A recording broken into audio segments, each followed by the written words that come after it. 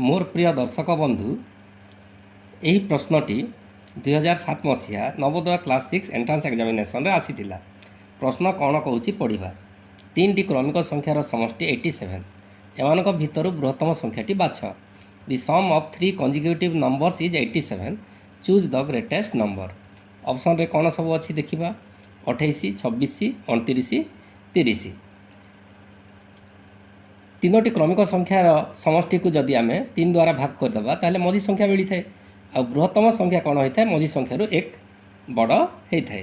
तेणु आमर जो तीनोटी क्रमिक संख्यार समष्टि 87 दिखाई ताको आम 3 द्वारा भाग करवा आ भागफल आमको 29 मिल जाव।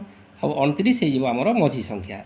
आ बृहत्तम संख्याटी कौन हम ये मझी संख्या 29 ठारू एक अधिक हे। तेणु 29 रे एक जोग कले 30 हो। 30 हूँ आमर बृहत्तम संख्या एवं सेटा डी ऑप्शन रे रही। तेणु आंसरटी आमर डी हो गला। जदि आमको क्षुद्रतम संख्या पचारि था क्षुद्रतम संख्या ये मझी संख्या ठारू एक उणा होता है। तेणु 29 रु एक कम करदे 28 मिलता आ क्षुद्रतम संख्याटी आमर 28 होता। किंतु आमको पचारि कि बृहत्तम संख्या किए। तेणु बृहत्तम संख्याटी आमर 30 सेटा डी ऑप्शन रे रही। तेणु आंसरटी आमर डी ऑप्शन। धन्यवाद। यही भिडियोटी आपण मानक जदि भल लगिला ताले भिडियोटी को लाइक करेंगे शेयर करेंगे एवं एभली भिडियो देखिया पाई मो चैनल टी को सब्सक्राइब करेंगे। धन्यवाद।